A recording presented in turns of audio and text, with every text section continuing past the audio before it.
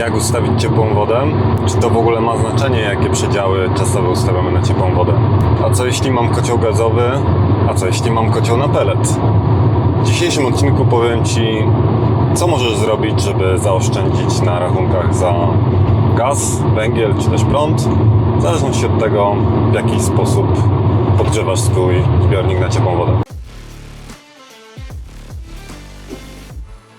Cześć, nazywam się Marcin i prowadzę firmę serwisową Okiem Serwisanta, a na swoim kanale dzielę się swoją wiedzą praktyczną z tego zakresu i dzisiaj chciałbym porozmawiać o podgrzewie ciepłej wody, a w zasadzie jak ustawić piec, żeby dalej mieć ciepłą wodę wtedy, kiedy chcemy, ale z drugiej strony nie nadszarpnąć swojego budżetu. Dzisiejszy odcinek dokładnie będzie dotyczyć sytuacji, gdzie grzejemy ciepłą wodę przez zbiornik.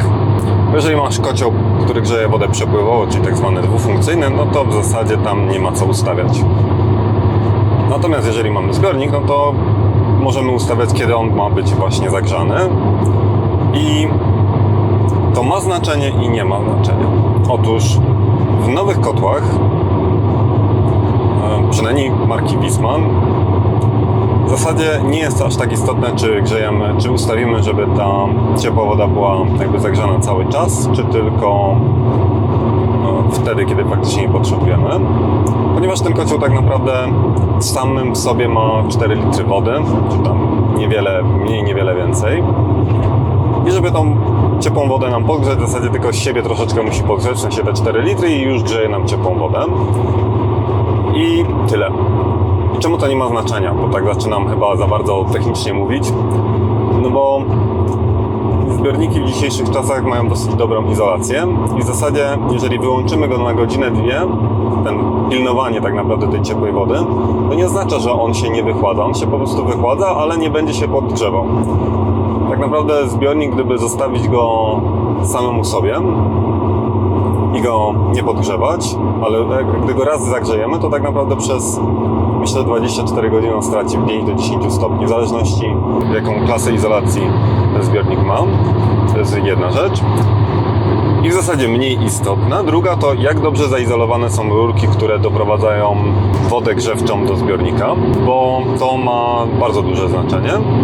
Ponieważ takie rurki, jeżeli są niezaizolowane, tak naprawdę stają się grzejnikiem, który będzie nam podgrzewać pomieszczenie, w którym się znajduje zbiornik.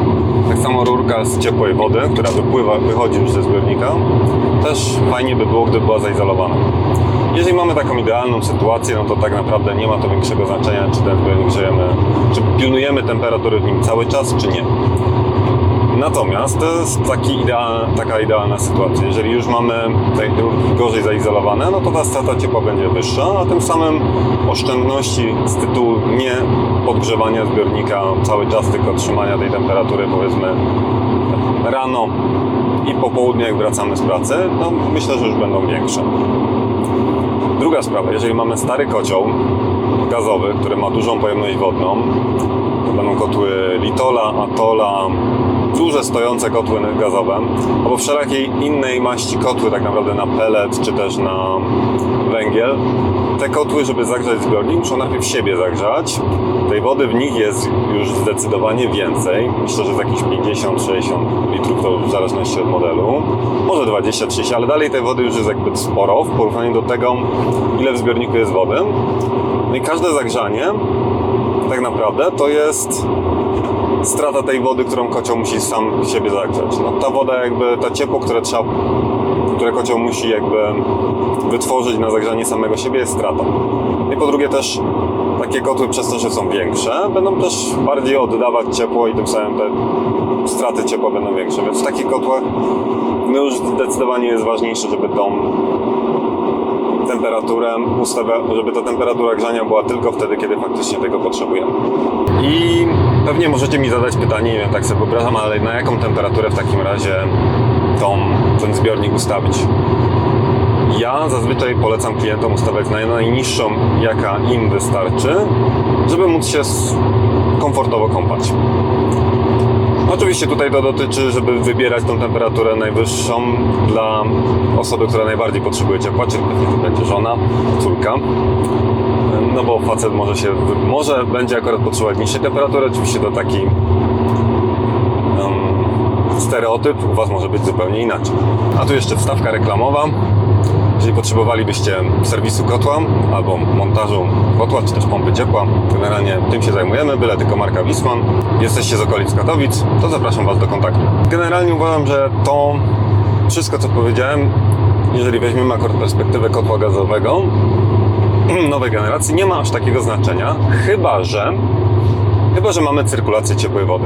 A czemu ma wtedy to takie znaczenie? Otóż, jeżeli mamy cyrkulację ciepłej wody, czyli coś, co nam sprawia, że ciepła woda jest od razu w kranie, to dzieje się to w następujący sposób. Po prostu jest sobie pompka, która ściąga całą zimną wodę z instalacji w rurkach, które doprowadzają ciepłą wodę do kranów i sprawia i pilnuje, żeby tam cały czas była ciepła woda. Co to oznacza? Oznacza to, że te wszystkie rurki stają się grzejnikiem tak naprawdę i oddają ciepło. I pół biedy, kiedy te rurki są dobrze zaizolowane, no to wtedy będzie mniejsza strata, ale dalej już znacząca i dużo większa, nawet jeżeli one są dobrze zaizolowane, aniżeli gdy mamy niezaizolowane rurki w samej kotłowni. No a jeżeli są już w ogóle słabo zaizolowane, no to po prostu to ciepło nam sobie ucieka. I tu już są koszta naprawdę spore, bo taka cyrkulacja, jak kiedyś liczyłem kilka lat temu, to kosztowała jakieś 30-40 zł na miesiąc. Myślę, że teraz to będzie bliżej 100, więc tu już ograniczenie tego o połowę, bo tylko połowę dnia na przykład ta cyrkulacja funkcjonuje, już nam daje jakąś wymierną korzyść, no bo to 600 na rok, no to już coś jest. Dajcie znać w komentarzach, czy chcielibyście taki odcinek, gdzie bym to dokładniej policzył, bo teraz tak bardziej operuję na tym, co mam w głowie. Natomiast jeżeli chcecie, to mogę dla Was to policzyć dokładnie. Tylko dajcie znać, bo jest to już trochę więcej zabawy. Także w przypadku cyrkulacji, jeżeli ją mamy, to tutaj istotne jest, żeby właśnie cyrkulację ustawić włączoną, tylko i wyłącznie wtedy, kiedy faktycznie potrzebujemy tą ciepłą wodę już. I nawet można olać sytuację, gdzie jakby to nie jest aż takie krytyczne, że ją mamy, czyli powiedzmy, nie wiem, wracamy o 15 z domu, ale wtedy akurat jeszcze nikt nie potrzebuje tej ciepłej wody tak od razu, więc można to przesunąć później. I to tak jak mówię, tu akurat ma to duże znaczenie, żeby ten czas, kiedy ta cyrkulacja działała, był jak najmniejszy. I nie każdy kocioł obsługuje sterowanie tą pompą cyrkulacyjną.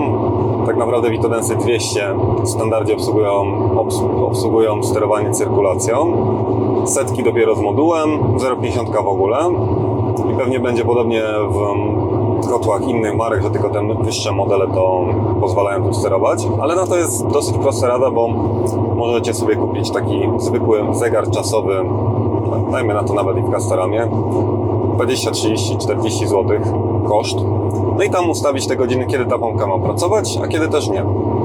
No i tu jest tak naprawdę najwięcej do zaoszczędzenia pieniędzy, energii. Tak zwał, bo jedno i drugie w sumie jest wymienne. Więc dajcie znać, czy taki materiał jest dla Was pomocny, czy nie macie jakichś więcej pytań odnośnie tego tematu. Wam życzę wszystkiego dobrego, trzymajcie się, cześć!